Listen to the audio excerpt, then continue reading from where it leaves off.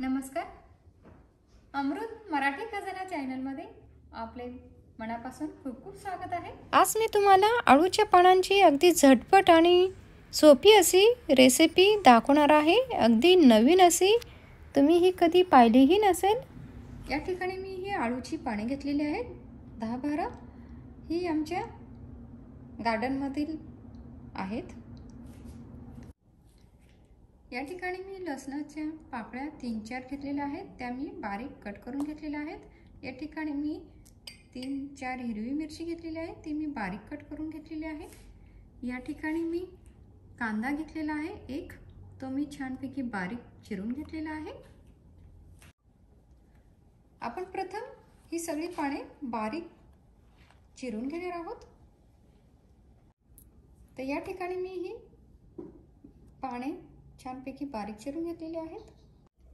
या ठिकाणी मी एक पॅन घेतलेला आहे, गॅस ऑन केलेला आहे. यात आपण आता तेल घालूया 1 मोठा चमचाभर. यात आपण आता 1 चमचाभर जिरे घालूया. यात आपण आता लसूण घालूया, मिरची घालूया आपण. यात आपण घालून घेऊया. यात आपण थोडासा हिंग घालूया. यात आपण आता चिरलेला कांदा घालूया. हे आपण आता छानपैकी परतून घेणार आहोत.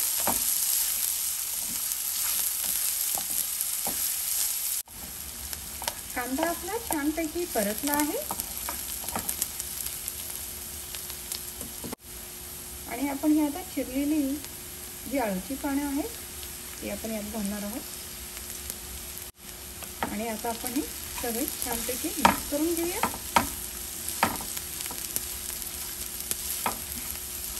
आपण ही भाजी सुकी बनवत आहोत आणि यात आपण पाणी घालणार नाहीये.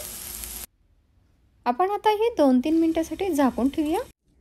अशाच चमचमीत झणझणीत स्वादिष्ट रेसिपींसाठी आत्ताच सबस्क्राईब करा. बाजूला जे बेलचं बटन आहे तेही असे दाबा, म्हणजे तुमच्या मोबाईलवरती पण अशी घंटा वाजेल आणि तुम्हाला माझ्या व्हिडिओचे नोटिफिकेशन लगेच मिळेल. तर चला तर लगेच करा सबस्क्राईब.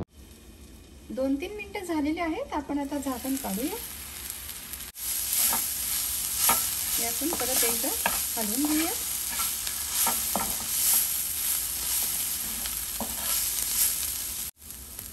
कधी कधी आळूची पाने जिभेला चरचरतात, तर त्यासाठी आपण आता यात थोडीशी चिंचेची पेस्ट घालूया.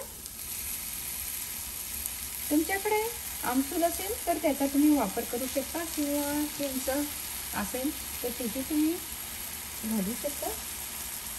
यात आपण आता थोडा गूळ घालणार आहोत आणि आपण हे परत एकदा छानपैकी मिक्स करून घेऊया.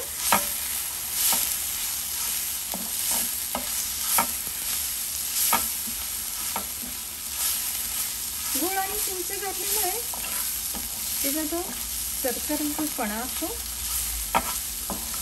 तो कमी होऊन जातो. आपण आता ही परत एकदा छानपैकी मिक्स करून घेतलेली आहे. तर ही भाजी बनवायला अजिबात जास्त वेळ लागत नाही, अगदी झटपट अशी तयार होते.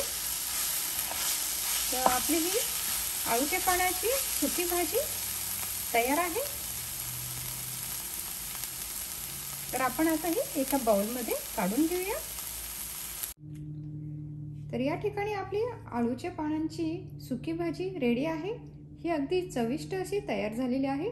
तुम्ही ही लंच बॉक्सला देऊ शकतात आणि तुम्ही ही भाकरीबरोबर किंवा चपातीबरोबर खाऊ शकता.